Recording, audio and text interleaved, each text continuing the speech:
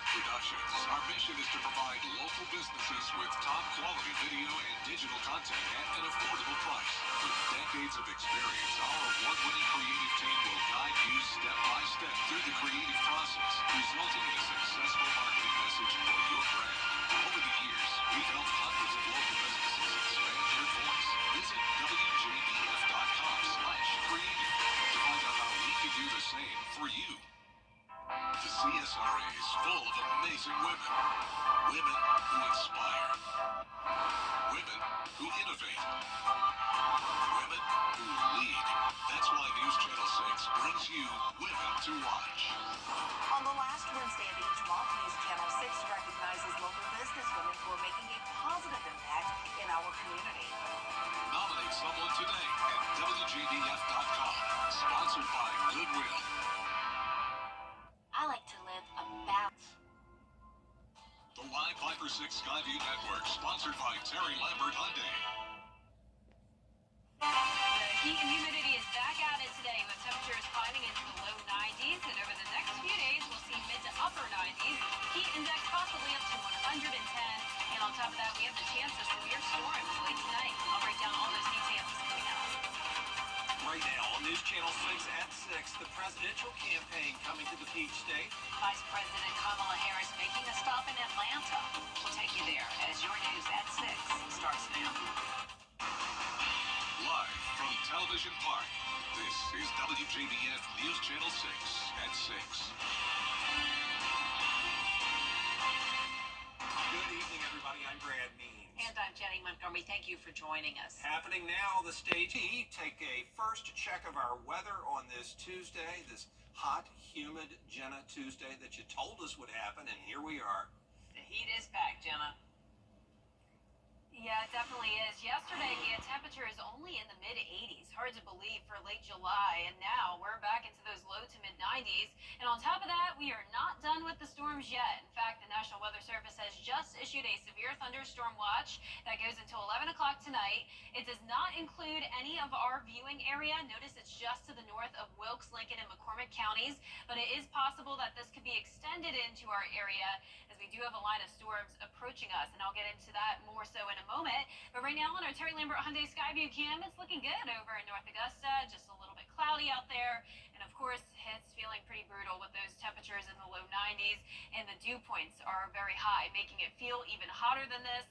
92 in Augusta, 94 in Wrightsville, 92 in Edgefield, and 90 in Waynesboro. Heat index into the triple digits across the board, feeling like 102 in Aiken, 104 in Augusta, 106 in Barnwell, and 108 in Allendale and Sylvania. So this is definitely back into the dangerous heat territory, and as I mentioned, dew points are high, especially up in Evans at 78, and also 78 in Sylvania. So plenty of moisture in the air due to this wind coming in from the southwest, anywhere from around 5 to 12 miles per hour, a little bit breezy down there in Hancock and Washington counties. Now let's go back to Live Viper 6 now, because you can see that line is now about to push into the Georgia border, also impacting parts of South Carolina. We have storms to the south of us as well, but it's this area that we'll be watching as we go into the late hours of tonight. So we have all these flashing yellow polygons, and that is for the gusty winds. So this is not a tornado threat or a hail threat, but there definitely is the possibility of some damaging wind gusts tonight as temperatures stay warm in the mid-80s. So a lot of moisture and warmth in the air to fuel those damaging wind gusts, going with a medium chance of that. And I'll break down all those details with a look at the futurecast coming up shortly, but back to you. Jenna, thank you so much. New tonight, a former Washington County teacher pleading guilty in federal court to charges of child pornography. Michael Dendy was arrested in January of last year. Investigators say Dendy admitted to obtaining images of underage students from a fake social media account he created. Dendy will be sentenced at a later date. He faces a minimum of 15 years in prison. Well, so far it looks like efforts to save trees on Telfair Street in downtown Augusta are having an impact, but maybe just a little bit. City leaders getting an update on the road project where hundreds of trees are slated for removal, despite a city tree ordinance in place to protect them. George Escala has the story. Augusta leaders hearing plans for the Telfair Street Road project where hundreds of trees are slated to be removed, even though Augusta has a tree ordinance in place offering guidelines for the removal of trees in the city right-of-way. Are we following it 100%? Or are we dotting our I's and crossing our T's and following it? It doesn't seem like we are. Project engineers saying they've heard the outcry over the planned removal of the trees and adding the state-designated champion crepe myrtle is safe and will not be removed. But hundreds of other trees are going to be cut down. We're looking to see what we can do. I mean, it is an infrastructure project, and tree impact is inevitable. But we can see what adjustments we can make to see what we can save. You said 40 to 45. Is that the number? I don't want to give exact numbers. The project will bring a new streetscape, sidewalks, and drainage to 13 blocks of Telfair Street, with new trees being replanted. We're trying to deliver on an infrastructure need, and the method in which we get there is what's at stake here. We have to make sure that we complete a project, but not in a way that's going to make downtown barren. City leaders saying the lack of discussion about the number of trees that are going to be removed shows the need for the city to have an arborist on staff to look over projects before they start. Other cities and towns have them. Why does Augusta not? Especially when we're pegged as the Garden City. And the Garden City will be left with hundreds of less trees as project engineers say work is underway and they're not going back to the drawing board. In Augusta, George Escala, WJBF, News Channel 6. The Richmond County School Board going over the plans in place for the upcoming school year. 3 schools have been closed as part of the consolidation plan, impacting students and even causing some families to relocate. School leaders say the Langford site is ready to host students assigned to the new Bel Air Middle on the first day of school until construction on Bel Air is finished. That's expected to be sometime in October. They also announced a new cell phone policy that will eliminate cell phone use in the classroom.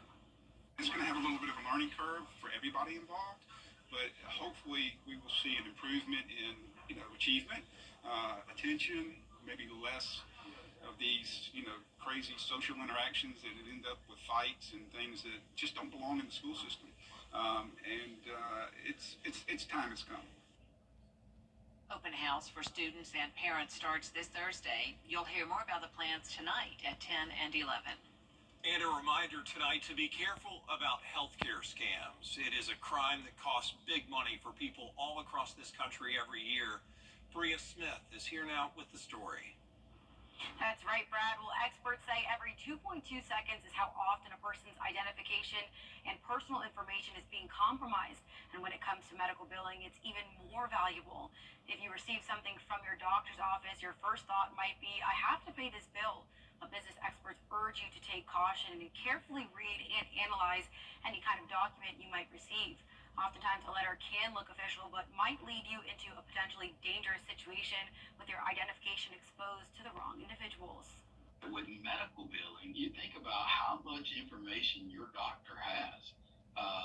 They've got your name, your telephone number, your address, a lot of times your social security number, and then all of your medical information. So that's a gold mine for identity thieves. And if you are or know someone who has been a victim of any kind of scam or identity theft, there are ways that you can resolve the issue, like using a BBB survival kit. For more information on that, visit WJBF.com. Jenny? Bria, thank you. We are getting updates on some big projects in North Augusta. Last night, city leaders heard more about the economic development. Funding from FEMA is heading to one rural Georgia county. We'll tell you how they'll spend the money and who will benefit when we come back. And we already have some storms popping up on Live Viper 6, but we will have a much higher chance of rain and storms late tonight. So I'll have a future cast coming up. Heat might be bringing some thunderstorms our way. That's exactly right. Not only do we have the heat, but we also have the chance of severe weather tonight. Notice our viewing area is good for now, but to the north of us, there is a severe thunderstorm watch until 11 p.m. And it's possible that this could be extended into our area. I'll have more details on live coming up. Safe Homes in Augusta. Georgia recognized the hidden crime in domestic violence. If you're ready for TV, weather headlines on News Channel 6, brought to you by Hickson Roofing. The News Channel 6 mobile app is now even better. Download it today. Now, your most accurate forecast with WJBF Live 5 or 6. Well, the day started out dry and very hot, and now we're seeing those storms popping up, and these storms could get strong pretty fast with all the heat and humidity we have around to fuel them. Very unstable out here in the CSRA, and we have a storm moving into Tolliver County now.